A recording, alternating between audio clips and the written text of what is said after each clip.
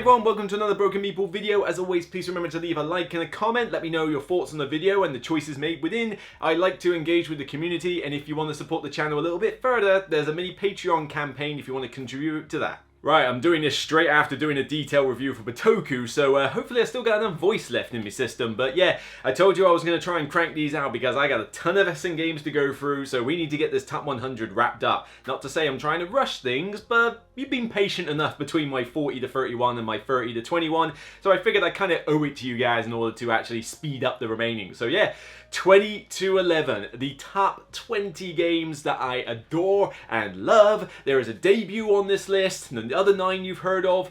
There are some raisers, some fallers, who knows? I can't wait to start talking about these. So yeah, what am I waiting for? Get on with it. So my number 20 is the debut on this list. Yeah, we're getting on with the debut rather quickly, and I promise you, I did not take the game off my shelf in preparation for this video. I legitimately put it in my game bag, thinking that I was going to play it on the other day. So this was not rehearsed in any way. It's Viscounts of the West Kingdom. I love the West Kingdom games, well, 2 of them anyway, and the idea with this one was that I wasn't entirely certain if I was going to like it or not, because I knew it would be themeless, and I knew it was purely going to be a rondel mechanic with some extra bits thrown in. But man, do I love the systems in it. I love the card deck, like the almost semi-deck building you're doing as you grab the villagers, put them in your deck, and then lay them out on this player board where they cycle off the end like a conveyor belt, and while they're on your tableau, they either give you special bonuses, or they had effects when they came on, they have effects when they fall off. That's a cool little system. The rest of it is incredibly mechanical, like there is no theme whatsoever. You're choosing whether to get manuscript tiles, put your people in the building, which is like the most mechanical mechanic in a game I've ever seen. But then also you could like trade for various items, or you can build buildings. It is a point salad at the end of the day. But I love the systems in it. That tableau on your player board is something that I really enjoy. I love the fact that you've got all those apprentice like villager cards, and all of them do different things, and you're deciding on a turn, right, well, I'm going to move my Viscount over here. That, you know, based on what card you play determines the movement, so that's already a decision in your head. Then when you get there, it's like, well, I could scrap the villager card in order to get the bonus. Is it worth paying the money for that? Another decision. Then you've got what action are you going to do, and you've got 2 to pick from, depending on the location you go to, so again, another decision. There's a lot to plan ahead for, but other than the castle mechanic in the middle, it's fairly smooth and fairly easy to get going, and like I say, I like the choices. There's just something about it that clicks. And one thing that really does elevate this one is the solo mode. This is one of the best solo mode implementations I have seen in a midweight Euro to date. I'm not kidding you. This is why Superman works alone. It's so good. Flip a board over, it's the AI side. Card deck, you play the cards much like your own player board, and then it basically has, I think, 3 it's been a while, 3 sections, and you go through each section and resolve them, and then you move on to your turn. Very little upkeep, but it simulates a multiplayer opponent well, and there's 4 varieties, so you can even like challenge yourself with 4 different play styles of an AI opponent. Fantastic solo mode, one of the best out there. But yeah, I enjoyed this one a lot. It's just, it is a bit long with 4 players at times. That's my slight negative with it. But solo, 2 player, 3 player, it's an awesome game. And 4, if I'm playing it with people I know, it's still awesome. It's really cool. There's probably 100 reasons I shouldn't like it, but much like Pulsar on a previous list, these things just happen. Occasionally a game just brings out the mechanics that sing to me, and I go for them. So my 20, debuting on this list, Viscounts of the West Kingdom.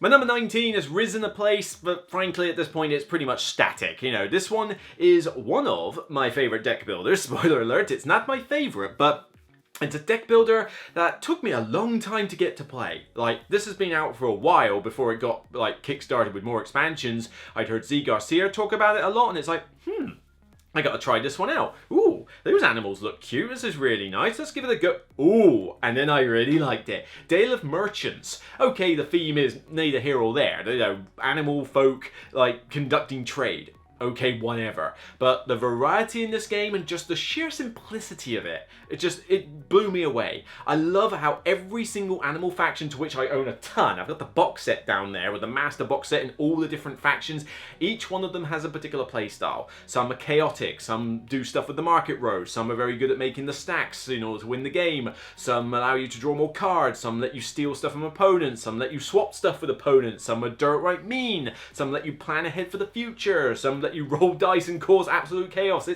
There's so many different factions and you just take 6 of them and play it. But the premise is so simple and I love smooth, streamlined gameplay that gives you meaningful choices. Here, 5 cards, play as many as you can, 4 different actions you can pick from, of which you'll tend to do 3 out of the 4 anyway, and you just play the cards, buy more cards, and make 8 stacks. Essentially, you put out a stack, they've all got values from 1 to 5, these cards, and like you start off with a stack of value 1, then 2, then 3, and you keep going to 8, and it's just race to 8. So no victory point nonsense, it's just simply get the 8th stack and win.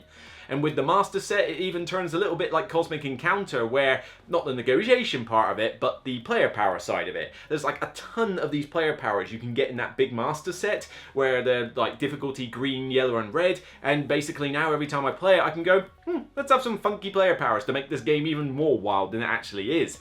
It's just super smooth, looks lovely, I love the artwork on it. Yes, it's not the best artwork you've ever seen in your life, but it's just so, I don't know, it's like a very whimsical, I don't know, it's just cute. It's very cute animal artwork. What's not to like about it? I love the idea that I'm playing the alligators combined with the polecats, combined with the bats, combined with the parrots, you know, combined with the, I don't know, warthogs. No, they're not a warthog faction, but whatever. You could literally pick any animal in the world and create a faction for it by now. You know, I've got all the expansions for it, big set. This is like, I think, the only game from Snowdell Design that I like, but it's my number 19. I just love teaching this to players. I wish there was a solo mode in it. I'm not aware that there is one, not even a fan-made one, but it's just a nice, simple, streamlined deck builder. One of, not quite entry level, I wouldn't recommend this as a gateway game, but certainly a next step. You've played Star Realms, you've played something like Dominion, maybe even Runestones, you're ready to go on to a slightly more thinky one, you can go on to Dale of Merchants. You know, the theme is kind of weird, I admit, but when I jumped into this, it was a surefire hit. Dale of Merchants at 19. My number 18 drops 7 places from 11. Big whoop, it's still probably going to hang around in this section of 10 for a good long while, although I would like to see an expansion for it. Ryan Lockett, please, can we have an expansion for this game? More cards, that'd be great, that'd be so great. Yes, this is my favourite game from Ryan Lockett and Red Raven Games. It is probably, in fact I believe it is, my favourite space game. Everybody has their Twilight Imperium 4 and their Eclipse and whatever other space game there is that everybody likes. That, well, hopefully not that god-awful Space Core 2849, whatever it was, the GMT one, but yeah, nah, this is my go-to space game, Empires of the Void 2, 2nd edition specifically. I played the first one, loved it, but it had some broken issues. Then the expansion came out. It was print and play, one of the first times I ever went print and play, but I incorporated it and it made Empires of the Void, the 1st edition, one of my favourite games. And now the 2nd edition, I was so gagging for this when I got announced. It's like, yes, a 2nd edition, please be good, please be good. Well, it's brilliant. I love it. This one, you know, it's not quite 4X, but then I don't really care. You've still got the board with lots of different places to go to. You've got all the different planets, a bit of variety. I love the card system where it's multi-use cards again, so some of them have got missions, some have got special abilities, some have got like ways of getting points, like say you got to go capture some guy from this planet and deliver it to another one. But then the power rating is also what enables you to do various actions in combat. So the card system is a really cool one, but it, besides looking absolutely gorgeous, and I mean tear-inducing gorgeousness, it's so pretty it's unreal. Ooh, you good looking. You're hot. You know, Ryan Lockett's best work, I think, in terms of his art.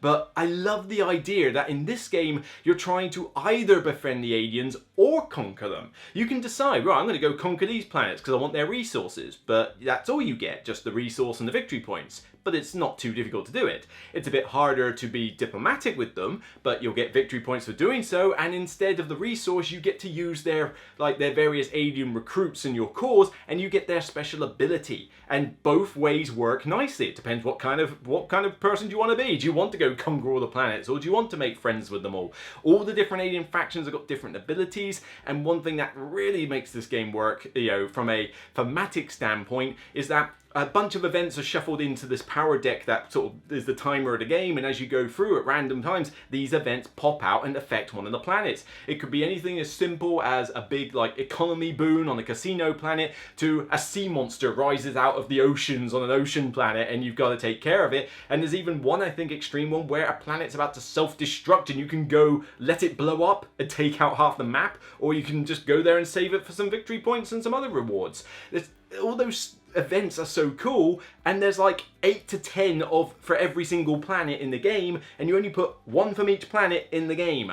This game has a lot of replay value from a theme standpoint, but even just generally, I love, each faction is different, each player board is different, so you can get different techs, you can build buildings in 3 different ways in order to, do you want all the money, do you want all the recruits, or do you want the command points to move across the map a lot? The layouts will be different, player counts involve some neutral people, which is a slight negative. I do wish there was a better way of doing it, but frankly, I like playing this game with 3 or 4, and that's not usually too many of them. The only thing I would like to see is just a few more planets and maybe a few more power cards. A nice, simple expansion to this game I think would do it wonders. I don't think it's in the cards for Ryan, but like I say, he's already made a fantastic space game. It's kind of not too heavy to burn your brain, but it's a mid-weight level. It gives you enough to do, enough to think about, and if you're like me and love to get into the theme of games, this is one of the most thematic space games you can get without having to spend 6 to 8 hours playing it. As Empires of the Void 2, I love it. For my 17, it was 17 last year. It hasn't moved, and we're on to my favourite deck builder. Yes, Dale of Merchants at 19, like I say, it kind of chops and changes between him, and like I say, Runestones has been catching up, as you've noticed, but this one is my favourite deck builder. It's relatively simple in terms of its mechanics, but with all the different card abilities, it definitely requires a bit of thinking, but it's such a cool little unique premise. You're basically trying to prepare for your burial, and you're kitting out your tomb with these cards. Remember me! It's basically set collection. Yes, it's Valley of the Kings. This one has you collecting the cards, but you buy them off this pyramid set up, and when you buy them off the base, it crumbles down and the cards become available and they get shifted out of a deck, which is also the timer of the game. The cards get slightly better as you go through, kind of at the halfway point, but it's one of those multi-use card systems again, where the card is currency to buy more cards, or you entomb it, stick it in your tomb for points, more on that in a minute, or you use it for its ability, and every single card in the game is unique. And with 2 expansions that I have tons of these sets of cards. I can just mix and match to my heart's content and create a very different feeling game every single time. The whole idea of the entomb thing though is a really unique scoring system, where, especially for a deck builder, because normally like in Dominion, you just shove it in your deck and it's worth points, doesn't matter what you do with it. Here though, anything in your deck is worthless. You get to use it for its ability and its currency value, but in order to score points for it in set collection, you have to entomb it into your tomb, put it in your tomb, and it's out of play. And for 99% of the time, you cannot interfere with it ever again. So you've got to decide at what point are you going to start entombing cards, particularly your good ones, because of the point, because once they're in your tomb, you no longer get this cool ability, and you're thinking, well, I'd like to use the ability for a while, but the clock's ticking. I need to get them in my tomb eventually. When do I start doing that? And you can pull off all sorts of really cool combos with these abilities. Again, something I love in games, being able to pull off a cool combo on a turn that feels satisfying. But the rules are dirt simple. You basically just buy the card, play your cards, get your 5-card hand for the next turn, that's it. The not complication, but the meat of the game is utilizing those abilities to their best. I have played this game with like a 6-card deck, going through the same 6 cards. But you could have a bloated deck if you've got a bunch of stuff that allows you to draw cards or sift through. There's a lot of different ways to play, but it just feels like a cool deck builder with some unique twist to it. Now, it's not perfect. I would not play this with 3 or 4 players if I could help it. 3 is the absolute max, 4 is a no-no. But 2-player, this is a really cool game, and the solo mode from the new edition is not bad either. But this is definitely one I like to pull out with 2 or 3 players. Just a really cool, fairly interactive deck builder, and yeah, it's been my favourite to date. I mean, Dale of Merchants is hot on its heels, and so's Runestones. Maybe one of these will shift in the next year, I don't know, but for now, whether it's the premium version with the fancy cards or even the small box version, which I have on the shelf still for portability, if you can get a copy of Valley of the Kings, I highly recommend it. My 16 was my 14. Yeah, it's pretty steady now. It used to be in the top 10 actually, but in fact it used to be top 5, I think.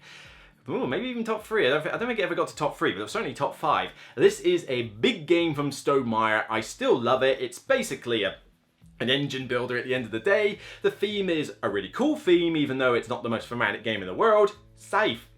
Whether you love it or hate it, I love it, because this definitely is one of those games that's quite divisive. You know, you kind of hate Scythe or you love it to bits. And whether I'm playing this as a 2 to 3 player game or with the solo mode, which I don't tend to do often, but still the solo is pretty good, or more importantly as a kind of 4 to 7 player game, this is a really cool one. And I've managed to play a 7 player game of this in 90 minutes with people who know what they're doing. If you don't have new players there, you can really get through this game quick and yet still have a lot of decisions and forward planning to make. All the factions have got different mechs and different abilities, and you're basically like building up your player board with upgrades and getting your buildings off. It's one of those games where you take the wooden piece off your board and you get something cool, but then you've got the dudes on the map element where you're marching your mechs across the board to combat other mechs. You're using your workers to gain resources. Your character goes off and finds little story encounters or heads to the factory. It looks beautiful as all get out. I've got every expansion to this, including the Fenris one, the campaign one. Certainly, by all means, get the expansions if you can, but even the base set is still a really enjoyable game. Even the digital app is pretty good as well, the digital implementation, in fact. It's just, I don't know, it's a really cool, fairly smooth game, but there is quite a few rules that you've got to teach new players, which is why I'm usually more interested in playing this with people I know. But it just plays out very nicely. Every single time I get a different combination of faction and like like starting board, and based on that I'm thinking, right, well I could go for upgrades, could go for the buildings, and then as you go through, different opportunities arrive, like, oh, you look a little bit weak there. I think my mech needs to come over and say hi. And with the Fenris expansion, not only have you got an okay story, but you know, the story in Fenris is not that great, but the unlocks you get really do elevate the game. You know, variable star tracks, you know, actually I don't want to spoil too much, you know, but let's just say the stuff in Fenris gives you some really cool stuff to throw into your Scythe game if you're an expert at it. Really cool, still love it. Will it stay here next year? We'll have to see. I think it's going to remain fairly steady. At worst, it'll be top 25 materials, top 30 material, but still really enjoy this one. Is it my favorite Scythe game? Wait and see. Right, this could be my biggest drop. I'm not sure, I can't see the phone from here and I only took a glance, but this used to be my 2 last year. This was my number 2 game. Now it's 15.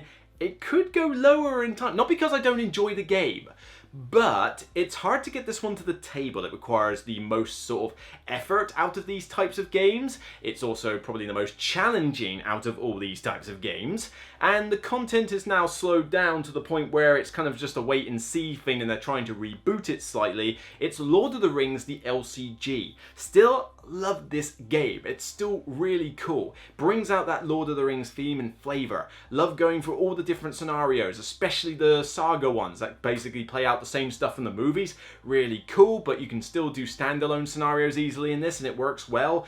All the different characters, but it does require a bit more effort because you gotta spend more effort deck building, but lots of combos you can do, and it's also very challenging, particularly as you get to the later cycles where I think the difficulty curve went a little bit extreme to the point where you kind of need to tailor your deck for a specific scenario.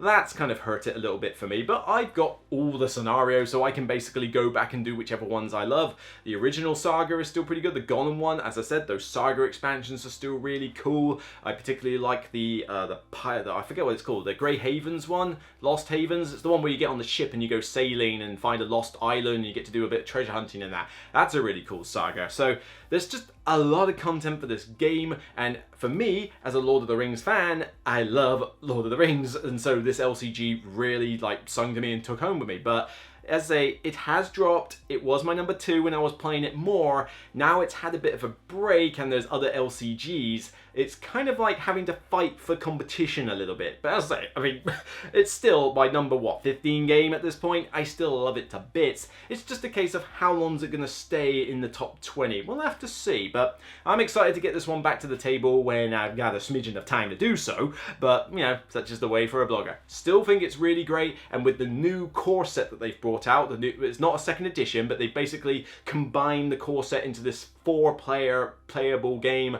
with like the original scenarios. I can't think of a better time for people to now start getting into the game, because if they start releasing the deluxe like big box sets like they've been doing with a certain other LCG, then it'll make it easier for you to get into the game. Definitely worth a shot. LCG wise, Lord of the Rings, The Living Card Game. God, these titles are a mouthful. Stupid fat hobbit.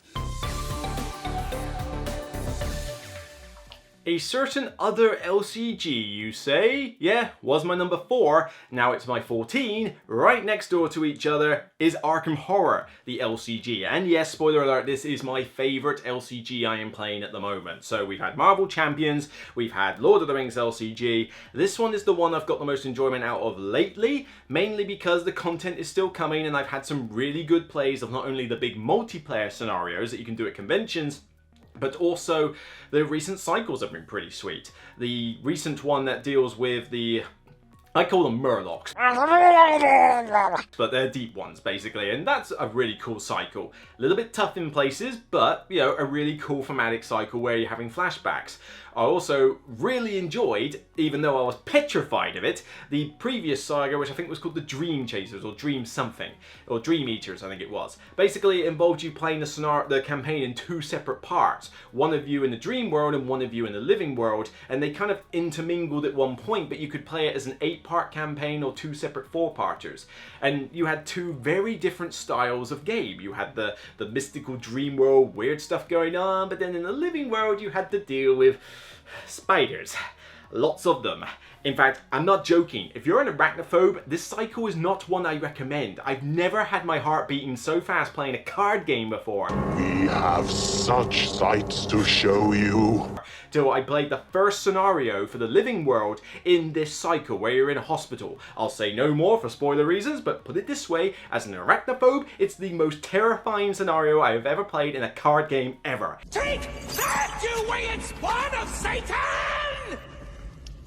It is nasty, real nasty, but that's one of the merits of this game. It really has probably the strongest theme out of all of these games. Marvel Champions and Lord of the Rings have good themes as well, but the story is always great in these. Everything about Arkham Horror is kind of personified in this card game, and not to say it's like the most thematic Arkham Horror example ever, but considering it's a card game, which is normally hard to get the theme out, having branching paths, different story choices, you know, having all the different types of monsters and like characters that you control. Deck building for this is not that tricky because your deck's only so big and you can only have so many copies of each card, and when you stick to a particular faction you tend to play most of their cards. Not quite as easy as Marvel Champions, but it's definitely, I'd say, the second easiest to deck build for out of the 3 that are on my top 100. But as I say, as an Arkham Horror fan, this is definitely a game I was going to like. It's gotten better and better over time. And I think this new system where they're releasing the big box sets for the campaign cards and the investigator cards, I think is a big boost, because not only is it easier to collect the stuff, because now all I've got to do is buy 1 box, but also for those of you who want to get into the game, you've now got a revised core set, but also now you'll be able to get the earlier cycles in 1 big box. Well, 2 technically, the investigator cards and the campaign cards. But again, it's a much easier way to get into these LCGs than that once a month or once every 2 months sort of mini pack that still cost you a ton in delivery and was a little bit fiddly and was a nightmare when it went out of print. Definitely a better buying model, but yeah, my favourite LCG by a gnat's wing, Arkham Horror, the living card game. Right, my 13 was my 6, and this might fall a little bit as time goes on, but not to a great deal. This was an underrated Euro gem for me, and it's not for everybody. There are a few people that are like, yeah, this is ho-hum, or I don't like this aspect, or this isn't particularly good, but something clicked with this. Firstly, well, there's a few things I like about it before I say the title. Firstly, Michael Menzel. Anything he illustrates is just gold dust for me. Love every board he does. But 2, lots of options. 3, lots of paths to victory. 4, a ton of spaces for workers to go to that get you all sorts of different bonuses. And 5, some really unique aspects for worker placement. Terramara from Quinid Games is a game I really enjoy, and again, not for everybody. And I knew nothing of this game before I believe it was the previous Essen that I went to. I think it was the Essen from 2 years ago. I saw it at a showcase event for the press. Never heard of it. Barely even had a lot of Quinid games in my collection. I mean, there's Terramara right there, there's Carson City right next to it, and that was about it really. Other than the Quinid games I haven't gone mad for. But when I saw it on the table, it's like, that looks gorgeous. I want to know more. Went into a demo of it. We played, I think, most of the game, maybe all of it. I don't know. I had some slow players with me. But once I'd finished, bought it instantly. Like, I knew this was the game for me. It gives me all those positive points that I mentioned. And yes, the player count scaling is not brilliant. The neutral player thing that it throws in makes this really ideally a 4-player game rather than a 2 or 3, although 3 is still fine. But I love the different options that I have for it. All those worker placement spaces, like I can go on this row, this row, this row, get all these different combinations of resources. The free tracks that are all important, but divulge your strategy a little bit, like the military track, makes it easier to go on worker placement spaces. Okay, cool. The caravan track enables you to get other point scoring opportunities and a few bonuses, but mainly the board will flip from time to time and you'll get new actions and you need to go on the caravan track in order to gain access to them. But then the river track, you go along the river and there's these cards that you can buy for cool powers and bonuses and endgame scoring. You have to go across the river a certain distance in order to be able to access some of those cards. There's a lot of different things in this game that really do it justice. But what are these unique twists? Well, the idea is that you can place your worker as far down the board as you like. And obviously the spaces at the bottom of the board are better. So why don't you always do that? Because you're effectively like migrating out of your like settlements. And so if you put your worker further down the board, you'll get more stuff for the worker. But until the round marker catches up with that row, you don't get the worker back. So players have different numbers of workers at different times, depending on how much they're willing to let that worker go a little bit further afield to get them what they need. And you can't rule out the possibility that getting one of those really good actions early could be your saving grace, because people don't like to use a worker, lose a worker for a while, but if it gets you what you need, you might need to make that little bit of a sacrifice. It's just such an underrated gem for me. Not for everybody. I get it. Yeah, there are some people who don't like this game, and I can see why. But it surprised my friends, and it surprised me. I love this game. Totally underrated. If I do a top 10 underrated games ever, ever again, which I'm sure I will at some point, I guarantee you this one would be on there. Terramara. My 12 was my 16. It's actually climbed a little bit. It's getting played more. I'm playing it with even 5 or 6 players and I'm still getting the game done in 90 minutes or so, which is difficult for a 5-6 player Euro to do. I kickstarted the next expansion because I will gladly get as much content as I can for this game as long as it doesn't get overly complex, but I'm getting a lot of mileage out of Architects of the West Kingdom. Yes, sorry, I'm not the biggest fan of Paladins. I gave it a 6. Actually, no, I think I gave it an 8 when I first reviewed it, because for the first couple of plays I really liked Paladins. It quickly got samey, and so now I kind of rank it a 6. But love Viscounts, as you saw, and I love Architects just a little bit more. This one is a very straightforward midweight Euro game of worker placement where you might think, okay, well, that's the same thing we've seen. Again, unique selling point. You have all the workers to begin with. There are no rounds, so there's no get back to your workers phase. But the idea is that the spaces on the board get more powerful the more of your workers are present on that space. So they stay there, and so you go to a spot and get a wood. Then you go there with a second worker and you get 2 wood, and then 3 wood and 4 wood. And that's a simplistic example. There's a lot of other ones, but you get what I mean. But to get your workers back, you have to go to a town centre spot in order to round them up. But other players can round them up as well. And you can round up other players' workers and dump them in a prison to get money, but then it's also negative for the people who have their stuff there, so you kind of have to go to the prison to get your workers back. It's a wonderfully clever way to put a bit of interaction in a Euro game, which is essentially get resources and build buildings and a cathedral. It's the most generic of plot devices, but it just throws in a really cool way of doing it, and it's super silky smooth.